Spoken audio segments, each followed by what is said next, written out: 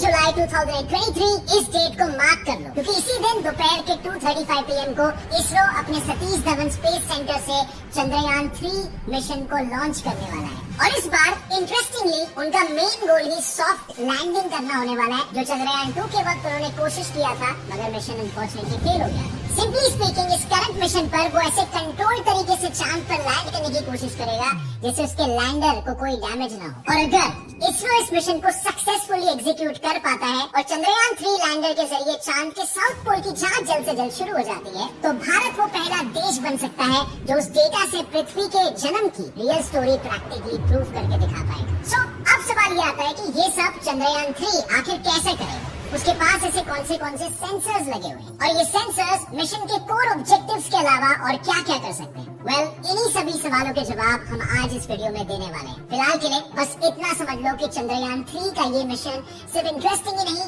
बल्कि equally challenging भी होने वाला है, क्योंकि सबसे पहले तो मून पर सॉफ्ट लैंडिंग करना ना मार्स पर सॉफ्ट लैंडिंग करने से भी ज्यादा मुश्किल है। एंड यस, वही मार्स जिस पर मून के कंपैरिजन में 33 टाइम्स ज्यादा craters. Now wait, let me explain. तो यहाँ पर देखो, जैसे आप देख सकते हो पूरे दुनिया में 77 गवर्नमेंट स्पेस एजेंसीज हैं, उनमें से सिर्फ 11 कंट्रीज ने ही सक्सेसफुली मून मिशन किए हैं। बट सिर्फ 3 ही कंट्रीज ऐसे हैं, अमेरिका, रशिया और चाइना, जो अब तक लूनर सरफेस पर सॉफ्ट लैंडिंग कर पाए हैं। जबकि मार्स तो ज्यादा दूर है। उन पर जिन 5 कंट्रीज ने स्पेस मिशन किए हैं, उनमें से 2 कंट्रीज ने सक्सेसफुली लैंड किया, यानी कि मार्स पर लैंडिंग का सक्सेस रेट हो गया 40% और वहीं पर लूनर सरफेस पर 27%। अब ऐसा इसीलिए क्योंकि देखो, जहाँ पर एवरेज एक स्पेसक्राफ्ट को मार्स पर पहुँचने के लिए 7 मंथ्स लगते हैं, वहीं पर मून पर स्पेसक्राफ्ट महज 3 दिन में पहुँच जाता है। सो अगर गलती से भी मून पर जाते वक्त स्पेसक्राफ्ट का पैथ किसी भी रीजन से डिफ्लेक्ट होता है, तो इतने कम समय में उसे मैन्यूवर करना यानी कि कंट्रोल करना और उसके पैथ को करेक्ट करना ज्यादा डिफिकल्ट हो जाता है। टाइम कम है, डिस्टेंस कम है, डिफिकल्टी ज्यादा हो जाती है।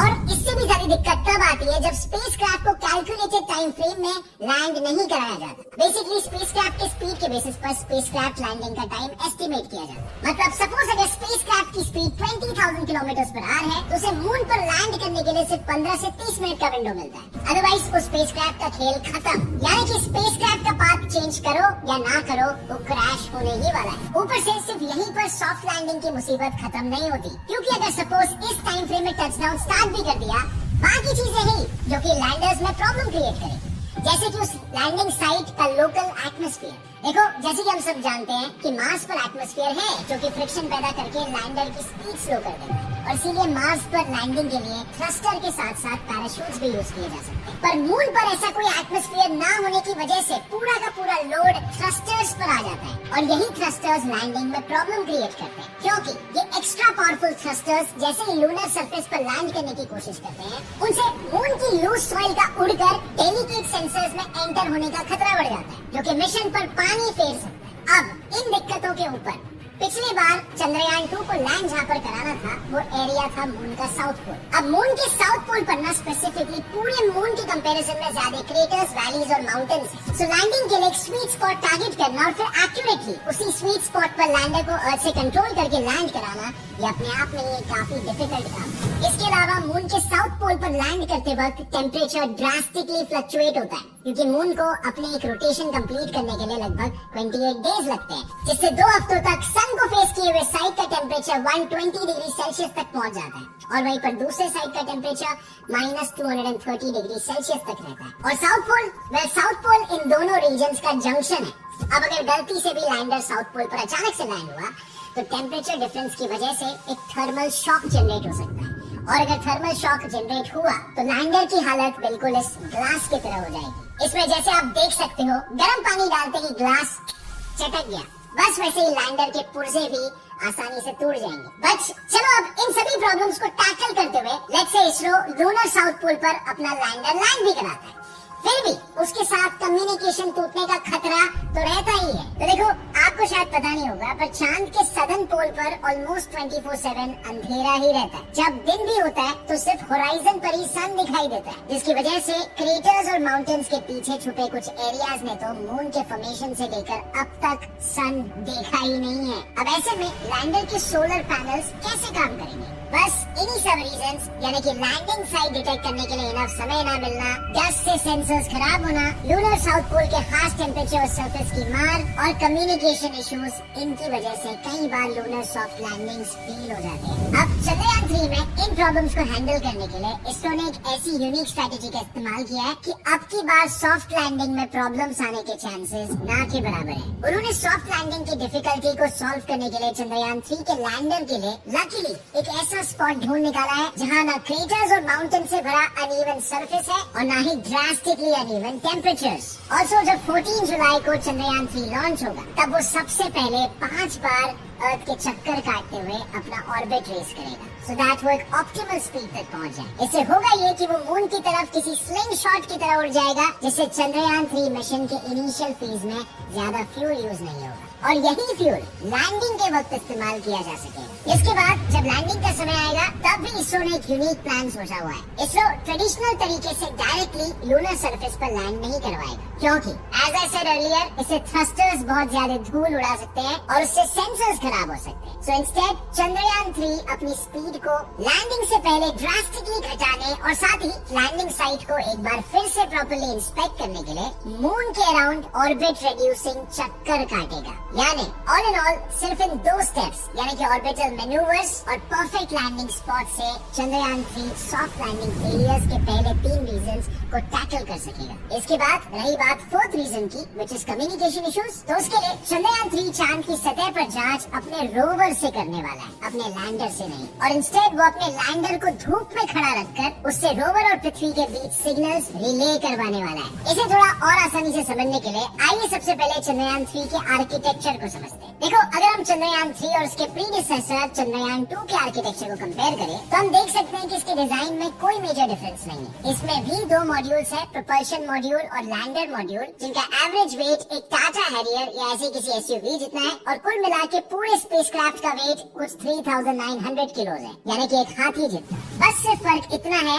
कि इसमें ऑर्बिटर नहीं है जो मून को रिवॉल्व करके स्कैन करे, क्योंकि चंद्रयान 2 का ऑर्बिटर हमारे लिए ये टास्क ऑलरेडी कर रहा है और इसीलिए चंद्रयान 3 में सिर्फ थोड़े बहुत मॉडिफिकेशन ही किए गए हैं। और यही वजह है कि फाइनली चंद्रयान 3 कोविड वगैरह जैसे क्राइसिस और उससे हुए ग्लोबल शटडाउन के बावजूद भी महज 4 सालों में लॉन्च के लिए पूरी तरीके से तैयार हो पाया। अब एक बार सक्सेसफुली ये चांद पर लैंड हो गया तो उसके बाद लैंडर में से रोवर को डिप्लॉय किया जाएगा, जो तुरंत laser induced break down spectroscope यानी लिव्स से मून के सॉइल में पड़े केमिकल कंपोनेंट्स को एक्साइट कर देगा। इससे उन केमिकल्स में से अलग अलग waves like alpha and X rays निकलेंगे, जिन्हें रोवर पर लगे अल्फा पार्टिकल एक्स-रे स्पेक्ट्रोमीटर फिर डिटेक्ट करके एनालाइज करेगा, ताकि मून के साउथ पोल पर सॉइल का कंपोजिशन क्या है ये पता किया जा सके। इसके अलावा साइमल्टेनियसली लैंडर अपनी लैंडिंग साइट से ही मून पर एटमॉस्फेयर कितना थिन है ये पता लगा पाएगा और इतना थिन क्यों है इन मिस्ट्रीज को भी डिकोड करने की कोशिश करेगा, क्योंकि जैसे मैंने पहले कहा था कि मून पर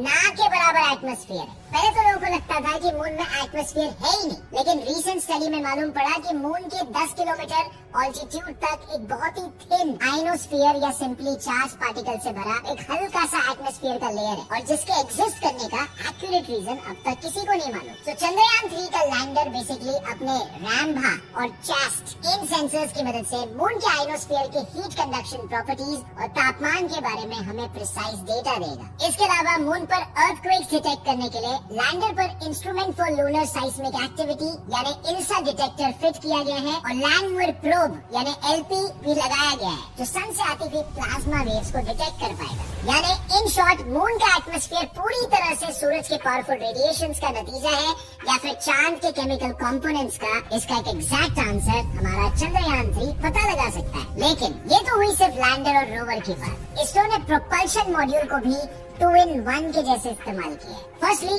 उन्होंने इस पर स्पेक्ट्रोपोलैरिमेट्री ऑफ हैबिटेबल प्लैनेट अर्थ यानी शेप नाम का एक इंस्ट्रूमेंट इंस्टॉल किया है, जो अर्थ की तरह हैबिटेबल एक्सोप्लैनेट्स को भी डिटेक्ट करके उनके केमिकल कॉम्पोजिशन को स्टडी कर सकता है। देन डिटैच होने के बाद प्रोपल्शन मॉड्यूल रिले सैटेलाइट की तरह काम करेगा, जहाँ वो लूनर साउथ पोल पर भी मैसेजेस और डेटा इंटरप्शन ना हो, इसीलिए रोवर और लैंडर से आए इम्पोर्टेंट डेटा पृथ्वी पर मौजूद इसरो के इंडिया डीप स्पेस नेटवर्क के एंटेना की ओर रिले करेगा। अब ये बहुत ही बड़ा स्टेप है, क्योंकि इससे हमें किसी और देश के रिले सैटेलाइट की जरूरत नहीं पड़ेगी और हमारा डेटा भी सिक्योर रहेगा, क्योंकि पहले ऐसे बहुत बार हो चुका है इसरो से आया डेटा दूसरे कंट्रीज चुरा पाए थे। अब अगर देखा जाए ना, तो ये हमारे मैन्ड मिशन का एक फर्स्ट स्टेप हो सकता है, क्योंकि अगर आज हम लैंडर को मून के साउथ पोल के डिफिकल्ट टेरेन पर लैंड करा सके, तो डेफिनेटली गगनयान मिशन के तहत इंडियन एस्ट्रोनॉट्स को भी सेफली आउटर स्पेस में भेजा जा सकता है। इस मिशन से हमारा कॉन्फिडेंस काफी बढ़ जाएगा। बट खैर, गगनयान मिशन के लिए अभी टाइम है। फिलहाल इतना समझ लो कि चंद्रयान 3 का मिशन अगर सक्सेसफुल होता है, तो उससे भारत पहला वो देश बन सकता है जो पृथ्वी के क्रिएशन और एवोल्यूशन से जुड़ी थियरी को प्रैक्टिकली प्रूव करके दिखा सकता है, क्योंकि साइंटिस्टों के अकॉर्डिंग मून के साउथ पोल पर स्पेक्ट्रोस्कोपी के जरिए ये देखा गया है कि वहाँ आइस के फॉर्म में वाटर के मॉलिक्यूल्स काफी ज्यादा है, और वहाँ के क्रेटर्स के अंधेरे कोनों में जमा हुआ पानी तो चांद और पृथ्वी जब पैदा हुए थे तब से ही वहाँ पर मौजूद है। साथ ही रिसेंटली ये भी देखा गया है कि मून पर कुछ मैग्नेटिक फील्ड एनोमलीज भी है। वहाँ भी अर्थ की तरह एक अनइवन मैग्नेटिक फील्ड है। अब मोस्टली ऐसा तब होता है जब किसी सेलेस्टियल ऑब्जेक्ट के अंदर एक एक्सट्रीमली हॉट मोल्टेन कोर हो। मतलब अगर हम इस अनइवन मैग्नेटिक फील्ड के कॉज का पता लगा पाए, तो हम भी ये समझ सकते हैं कि क्या चांद ओरिजिनली हमारी पृथ्वी से ही टूटकर बना था, जैसे कि थिया की अर्थ से टकराने की पॉपुलर थियरी कहती है।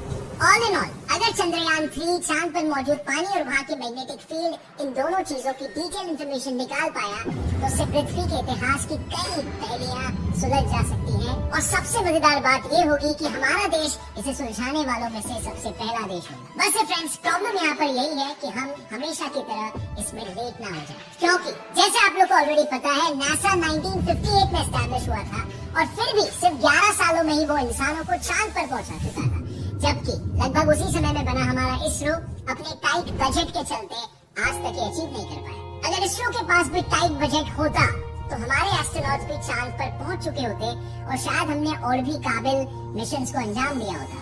और अगर फ्रेंड्स इस वीडियो से आपको कुछ भी नया सीखने मिला, एक लाइक जरूर ठोकना, जब बेल नोटिफिकेशन दबाओ ताकि आगे आने वाली हमारी कोई भी वीडियो की अपडेट आप मिस ना करो। See you next time. As always, stay curious, keep learning and keep growing. जय हिंद।